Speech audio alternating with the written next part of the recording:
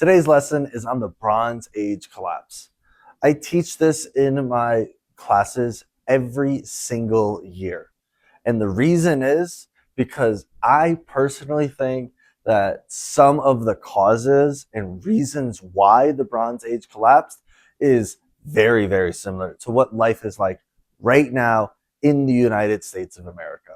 So let's get started. The Bronze Age collapse was this big climactic event that happened around 1200 BCE. So to start, this is what the map of the world looks like around 1200 BCE.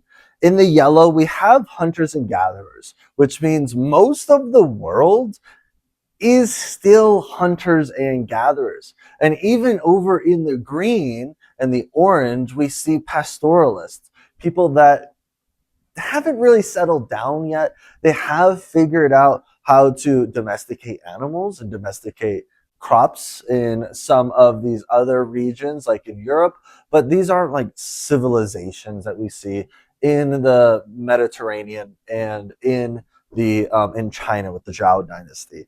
So if you're looking very close at the map, we're really going to be focusing right in the bluish purple area. This is the Mediterranean Sea that is right by where Europe is. And we're going to be focusing really on this part of the world. This part of the world, we see huge advancements in science and technology, and really where civilization really begins along the various rivers of the Tigris, Euphrates, and the Nile River. So what was the Bronze Age? The Bronze Age was this golden era that happened around the 3000 BCE, going all the way to 1200 BCE. And why is it called the Bronze Age? Because they learned how to develop bronze, and bronze was the main tool or main commodity of this time period. And I'll get more into that in a little bit. So let's just dig into it. Bronze Age, the period of massive palaces, complex writing systems, and trade routes where people are trading with each other, various foods and stuffs as well.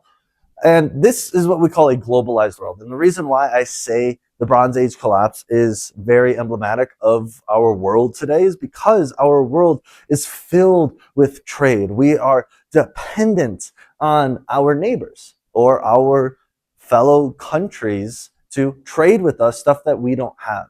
Like, for example, I'm in the United States, and here in the United States, we have a really, really tough time growing coffee.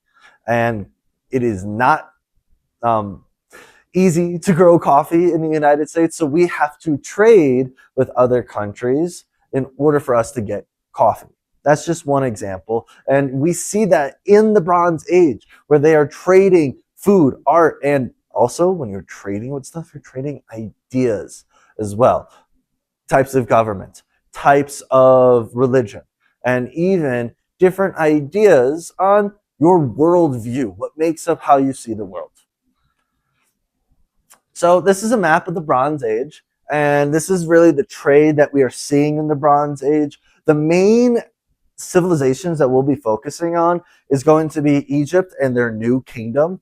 This is really one of the heights of Egypt's history, ancient Egypt's history, where they are trading gold, ivory, stone, vases with the Hittites in the green, the Mycenaeans and the Minoans in the pinkish purple. And I like to tell my students whenever I'm teaching them this, that the Mycenaeans, think of them as like China today. They are the manufacturing hub of the Bronze Age, where China today is manufacturing all sorts of things. I bet this clicker that I'm using for my PowerPoint actually was made in China. China is the manufacturing hub, just like the Mycenaeans and the Minoans, where they are taking the raw materials from the Hittites and the Egyptians and then creating stuff with it, whether it is vases, whether it is textiles, whether it is different fine potteries, and then shipping it back over to the other civilizations. But the real thing that like is the backbone of the Bronze Age are going to be the two things that really make up bronze, which is going to be I don't know if you can see this. Yeah, you can. We have tin and copper.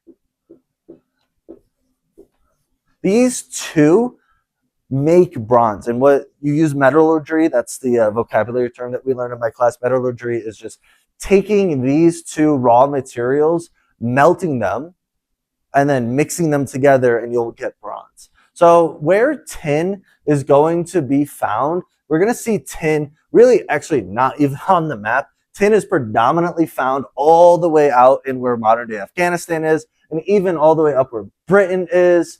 And then we'll also find copper mainly on this island of Cyprus. And these people created complex trade routes so that they can extract the various resources from their area. We'll also find a lot of copper over in this region as well. The Hittites did have a strong advantage on this side of the trade route. And they were also part of the tin trade route coming from where modern day Afghanistan is. So they're moving all of these materials around and using it to create bronze. So let's dig in a little bit more. Oh, here's some more. So where I was saying with the where tin is located, it's going to be in the Zagros Mountains, where modern day Iran and Afghanistan are located.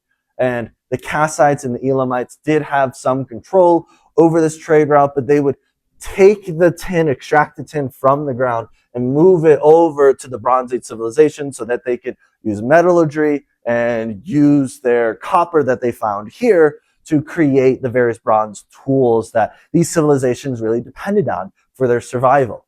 Now, here's where I go over what is bronze, and it is mostly going to be copper and a very, very little bit amount of tin. My students ask, hey, mister, what if it's the other way around? What if there's more tin than copper? Well, it doesn't really work out, because as long as you have the majority, we'll draw an arrow going down towards copper. As long as copper is in that majority of the equation, then you'll have a really strong output of making bronze. Copper is going to give it the durability for fighting, and then especially when you're making like swords and shields and stuff. But tin also allows it to be lighter. Tin is a very light metal compared to copper. So copper was easy to find, mostly found in Cyprus, and tin was very hard to find, found in modern day Afghanistan and even found in Britain.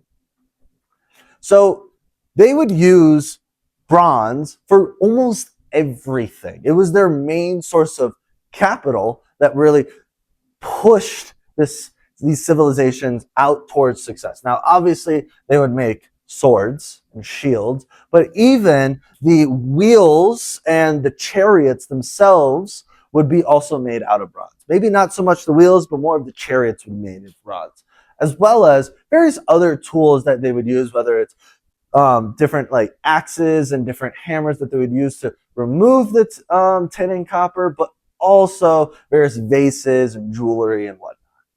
Now, here's another map of some complex trade routes that they would have communicating with each other. And they would move this tin and copper around so that it would mostly be made in the Mycenaeans and the Greeks, and then transfer it back over to the wealthy Egyptian kingdom.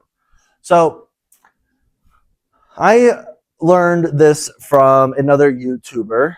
You might have heard of them before. This YouTuber goes by the name of Predictive History on YouTube, but his personal name is Professor Zhang, or Zhang Jiquin. He is the real like pusher of this new conceptual of what is the Bronze Age. And he argues that it is proto-capitalism. What does he mean by this? Well, obviously, bronze, like we just looked at, is not just for swords and shields. It is really their main source of money, because capital is power. And one thing that I try to teach my students in my classes, I know this concept I actually did not try to teach them too much, but it really helps them understand the big backdrop of what is the Bronze Age. Now, here in the United States, here in the Western world, money is power. Money is power. So the more money you have, the likelihood of you becoming more powerful goes up. And if you flash back to the feudalistic era, which I made a video about, land is power, because what's on land is various resources. The more land that you have, the more people that you have, as well as the more resources that you have. However, in this era, bronze is power. Now, in order for you to understand what is capitalism, you have to understand what is power. Power over people. And now you could go throughout your entire life and not have bronze, and you will have a lot of success. You will live a good life. Same here right now. You know, if you don't have money, that's fine. You can still live a very happy life if you are poor and you don't have money. You will suffer, obviously. Maybe you can't make bills. Maybe you can't pay off your credit card debt. Maybe you can't afford your next meal. But like I tell my students, happiness and peace, it's all in our imagination. It's all created in our head. And so too is all of this. Money, land, and power, and bronze. This is all in our heads. It's all a part of our imagination. And at this time, they used the wealth that they accumulated based on how much bronze that they actually controlled to have more power. Well, how does this work? Obviously, bronze creates weapons. So weapons, therefore, creates power. Because obviously, if I have a sword pointed right at your face and you can't do anything about it because you don't have anything to defend yourself, I have power over you because you're scared of death. I will kill you if you betray me, if you do anything that I don't say. If you listen to me, I won't kill you. If you don't listen to me, I will kill you. So obviously, weapons is power. But also, bronze creates jewelry and pottery. The more jewelry and pottery that you have, especially if you're in the upper classes of any civilization, the more power and status that you have over people. People will see that you have more stuff and think, hey, this person's a powerful person. And lastly, this is wealth, because it is easy to store, it is universally recognized, and it is mobile. And I'll dig deeper into this on what do I mean by these three on the next slide. So just wait, put it in your pocket and wait for it. So the Bronze Age really was very difficult. You know, it's very difficult for people to extract the resources from the ground because you need labor. And this is what Karl Marx expounds, is that labor is the backdrop of the 19th century, the 20th century, and 21st century. And you need people in order to keep the bronze flowing. If there is a mass death, especially in the worker, the labor force, you won't have a good time extracting those resources so that you can then trade them out. So here's a short list for you. I'm not going to read it out loud because I like to drink my drink.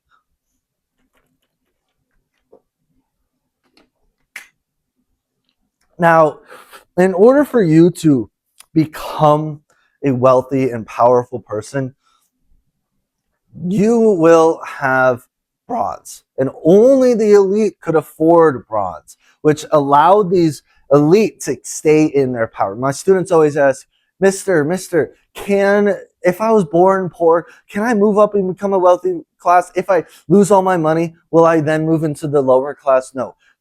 In the Bronze Age, and even into the feudalistic era, even in the medieval era, it is very, very, I mean, even nowadays too, it is very, very difficult for people to move up in society or even move down.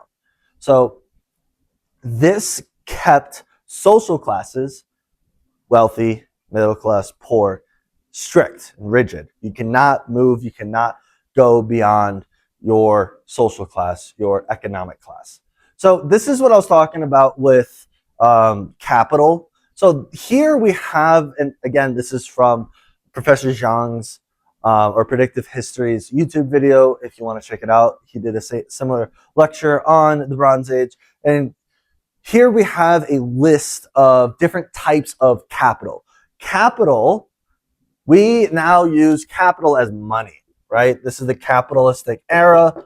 So capital therefore equals money, which is why the United States dollar is the current reserve currency of the world. And we've had other currencies in the past. For example, gold. Gold used to be the currency of the world. You would move gold around and that determined how much money your country was allowed to have in their economy. But now it's the American dollar. So we have seashells, cattle, grain, women and slaves, drugs, oil, bronze, which we're currently looking at right now, and gold and American dollars. This shows us why some of these were actually really, really good forms of currency or money or capital in their time versus other periods. For example, seashells. Seashells used to be a currency, especially along the oceanic tribes, and they would use seashells to trade with each other, and they would use that as a form of currency. But it is not universally accepted, so clearly we don't have seashells anymore, and it really didn't last beyond the oceanic tribes. Stored value, very low, very, very mobile, so it has this category. And the availability was low, the rarity was low. Moving over, let's skip these two. These two were not great categories, but beyond here, we start seeing higher and middle levels. So, for example, the United States did use slaves as a form of currency. Yes, they would use money, but they would be moving slaves around as a form of currency so that they could then use the slaves to extract the resources, whether it's farm the fields or mine the ground. And slaves were not very mobile. Slaves were not very available because what if that slave died? Then you have to wait for a new kid to be born into slavery so that you could bring that kid up and then eventually use them as a slave. So this is actually going to be used in prison drugs. Think cigarettes, right? Cigarettes in prison is a form of currency. They don't have money. They use cigarettes to transfer, even like rare things such as ramen, right? Cigarettes in prison, we could change this middle category from rarity to high because cigarettes are illegal in prisons. Actually, don't quote me on that. I'm not certain. I'm just guessing. But I know for sure, based on TV shows I've seen, I'm really thinking of Brooklyn Nine-Nine right now. I don't know if that's literally accurate, but it's NBC. And they said ramen was illegal, and its illegality allowed the rarity to go up. It allowed it to be high versus middle. And then we have bronze as the pure example because it is universally accepted in the Bronze Age. It has a very high stored value, and you can move bronze around. Just because these two categories are in the middle doesn't mean it's not going to qualify as capital. These categories we're going to see as the lower end because they are not going to be very easy to either move around like cattle, or they're not going to be universally accepted like in grain or seashells. So this is why the Bronze Age, and even in our current era, we have our certain categories of capital. So the Bronze Age. Now, the Bronze Age collapsed for a variety of reasons. And I'll get into what these reasons are in just a minute. So we have droughts. Droughts are going to be a very, very big problem in the Bronze Age. And it's the real like spark to the reason why the Bronze Age started happening. Year over year, we see the climate changing. Looking at tree ring data found in the Bronze Age, and even based on some stories that we have left over by the Egyptians and some clay tablets that we found in the Canaan area or the Levant area, we see them saying very difficult to grow. They have very low crop yields. And these low crop yields literally transfers over to food shortages. If year over year you are not growing as much food as you used to be, you are going to see food shortages. And food shortages lead to disease and famine. And when your civilization, probably in the Hittites, probably in Eastern Europe, we will see people suffer the most. And when they start to suffer from diseases and famine, we will then move into the migration phase where people realize, hey, this isn't working out. Let's get up and move somewhere else. So here we go. Let's spell it out for you guys. So food shortages leads people to have a displeasure with the government. Your government isn't feeding you. Your government isn't on your back. So clearly these people are going to be upset about it because they don't have their basic needs met. And if you don't have your basic needs met, you need to then figure out a way to get them met. And probably through theft and piracy and aggression. You're starving, you're hungry, you're gonna want something more. You're gonna wanna take food from someone else. This is revolt, this is conflict. And then eventually when we have civil war, revolutions, we'll see people move into better areas. And this is what we historians call a systems collapse. A systems collapse says that when one thing falls apart, for example, when food shortages happen, then the entire system will collapse. So what a systems collapse is that we as a society have a very complex system of organization. We have so many moving parts. We're very, very dependent on each other, working with each other, for each other. And when one part collapses, then we see a huge collapse. So what I have spelled out for you here is that when we add complexity, we need to create more complexity in order to solve something. So if you have a problem in your society, you will probably want to create a solution that will solve that problem, but maybe that solution might create another problem. Like, for example, that I like to tell my students is the trash. We have trash in the United States. Obviously, we actually have, I think, the largest trash in the world. And so when I throw my trash away, I don't think about it, right? And trash is going to accumulate more and more, especially with plastics. So one solution with our trash for plastics is recycling. But your recycling centers will create more CO2 and carbon dioxide. Sorry about that. A student of mine just dropped off a drawing that they made me. Look at that. Hopefully you can see it. But this is pothos, one of my favorite plants. So what was I saying? So the recycling. So in the United States, we have recycling centers that recycle our plastics, but these recycling centers actually emit a lot of carbon dioxide. So in order for us to solve the problem of excess plastic, we created a solution, recycling centers, to solve that. But we have another problem because of the recycling centers, that we have more carbon dioxide being emitted because of these new factories.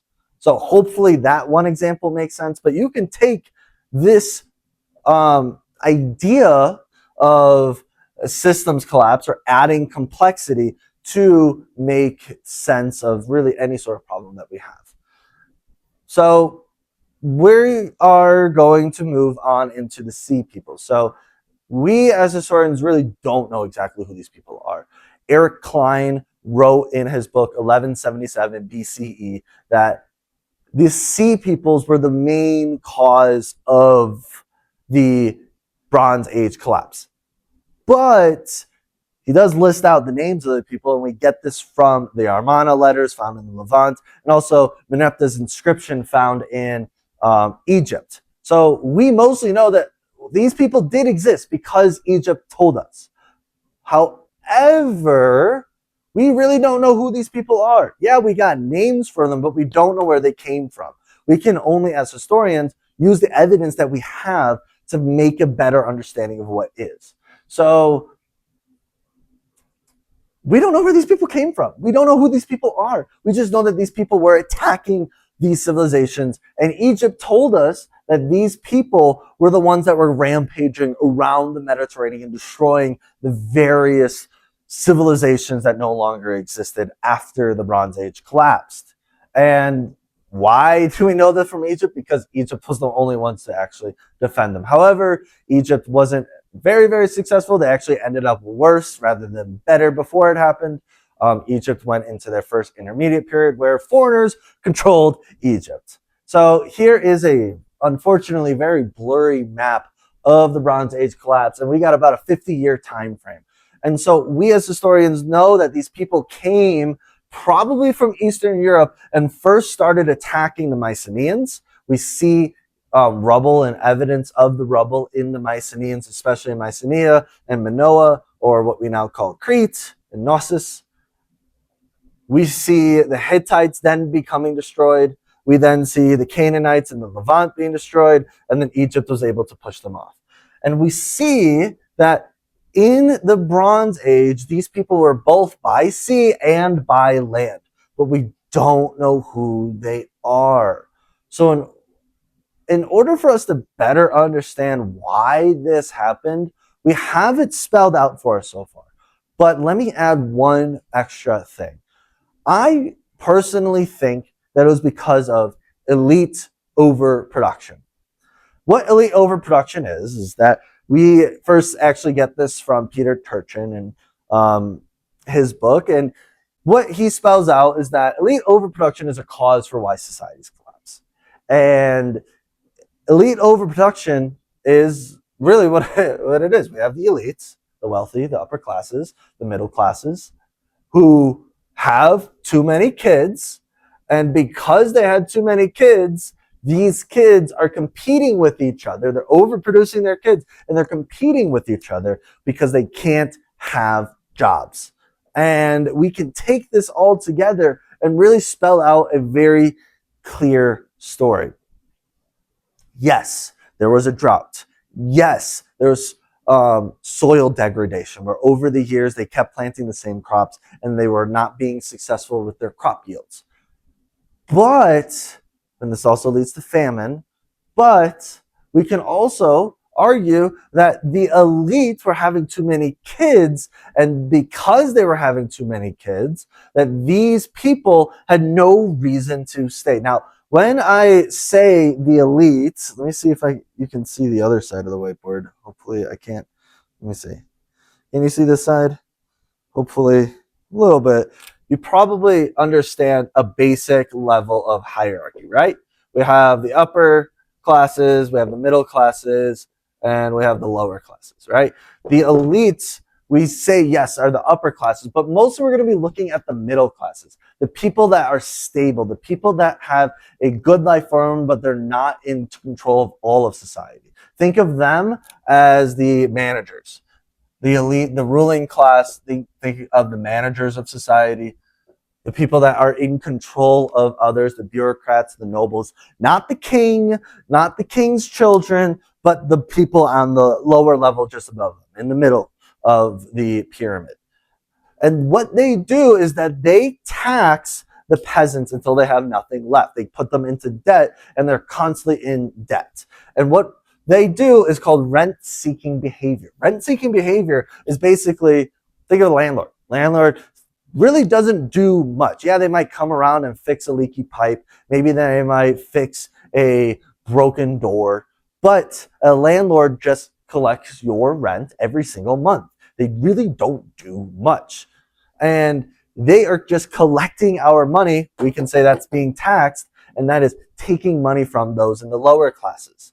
So we see actually the people, the rentier class, the middle class, the managerial class are the ones that are going to be left jobless. They're the ones that are going to be the main aggressors. They see themselves as comfortable in their lives, and when something bad happens and it goes down, then eventually they'll be the ones that will cause the various traumatic events, such as civil wars or revolutions or internal conflicts. Hopefully this is making sense to you. we'll end with this map.